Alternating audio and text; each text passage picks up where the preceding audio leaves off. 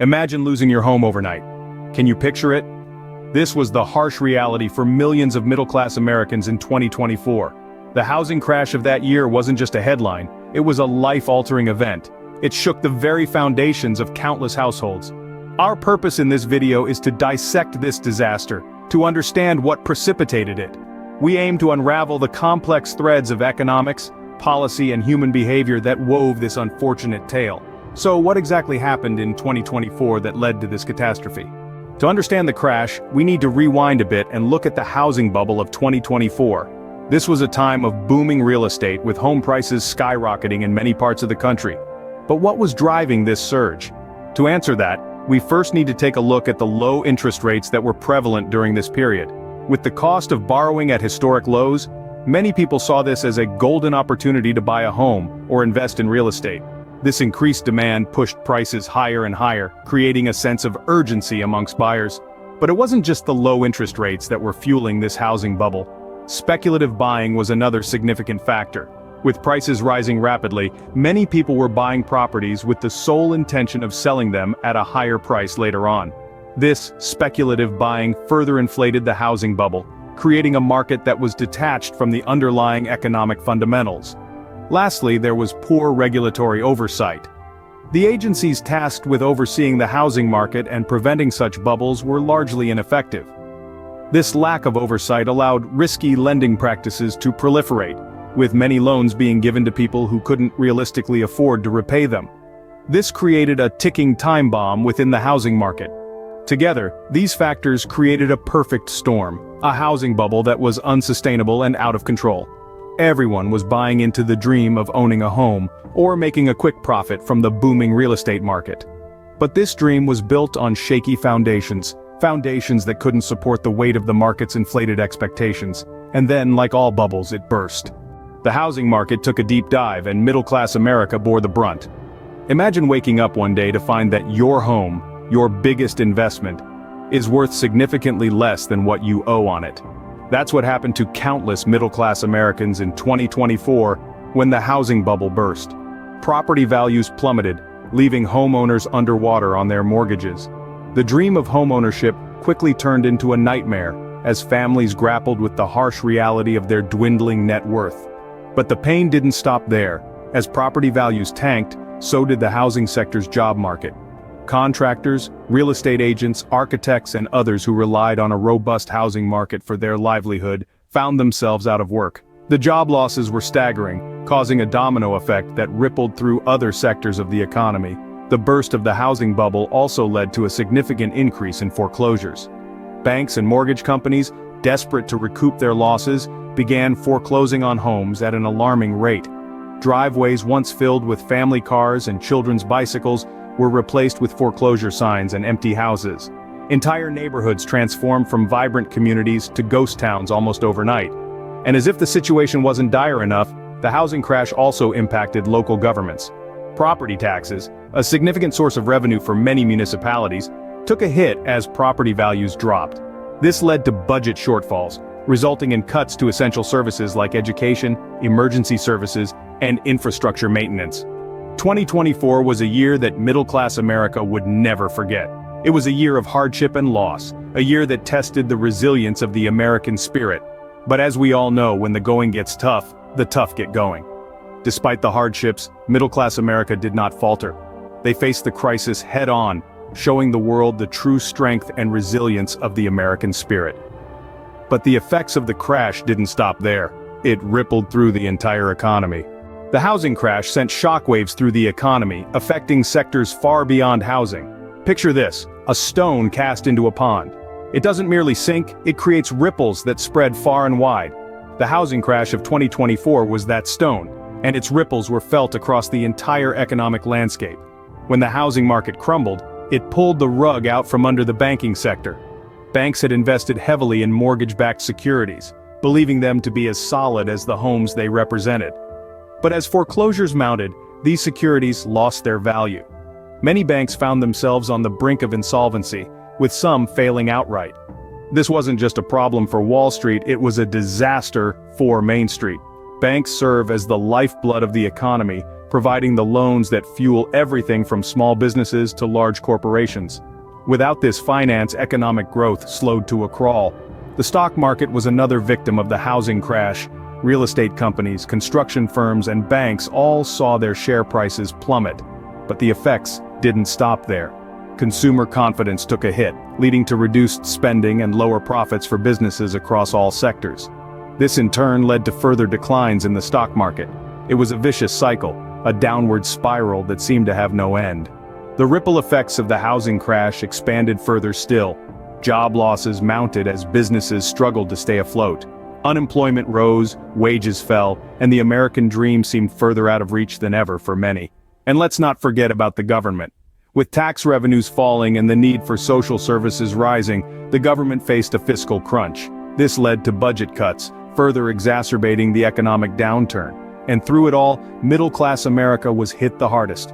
Their homes, once symbols of stability and progress, had become anchors dragging them down. The ripples of the housing crash spread far and wide, touching every corner of the economy. But for middle-class America, those ripples felt more like a tidal wave.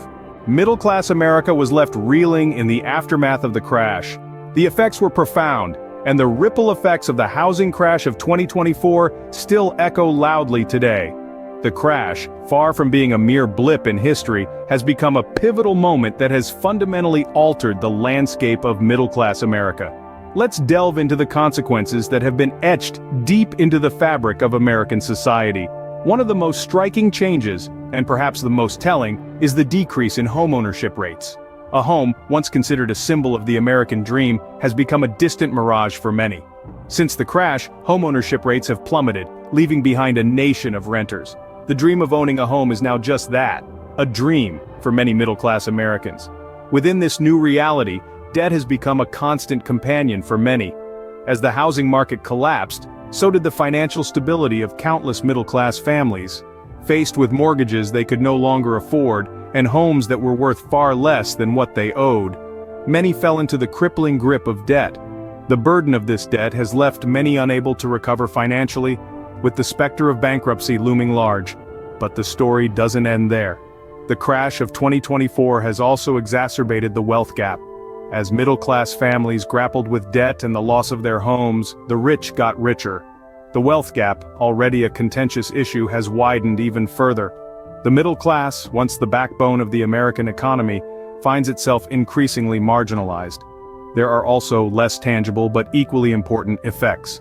The psychological toll of the crash cannot be underestimated. The stress and anxiety that come with financial instability have led to an increase in mental health issues. The sense of security that comes with owning a home has been replaced with uncertainty and fear, and the impact on the collective psyche of middle-class America is profound. The housing crash of 2024 was not just a financial disaster, it was a social and psychological one. It was a stark reminder of the vulnerability of the middle class and the fragility of the American dream.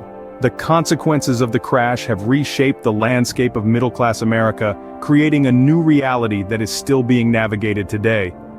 The nightmare of 2024 is still a haunting reality for many.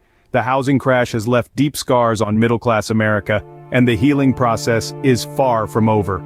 The aftermath is a stark reminder of the vulnerability of the middle class, and the challenges that lie ahead as we continue to grapple with the long-term effects of the crash. As we look back on the housing crash of 2024, it's important to learn from our mistakes. It's not just about pointing fingers at the culprits or dwelling in the past, but rather understanding the factors that led to this devastating event. One of the crucial lessons is the importance of regulatory oversight. It's easy to get carried away in a booming market, but without proper checks and balances, things can quickly spiral out of control. The housing crash of 2024 was a stark reminder that when regulations are lax, risky financial behaviors can become the norm.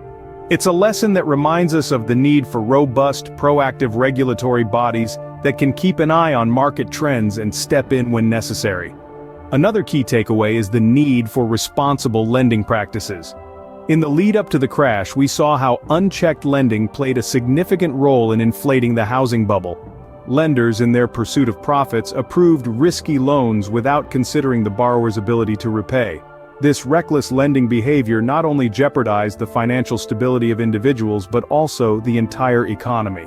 The lesson here is that lenders should always prioritize the financial health of their clients over short-term gains. Lastly, we need to acknowledge the importance of economic diversity. The over-reliance on the housing market as a main driver of economic growth was a significant factor in the severity of the crash. When the bubble burst, it took a large chunk of the economy down with it.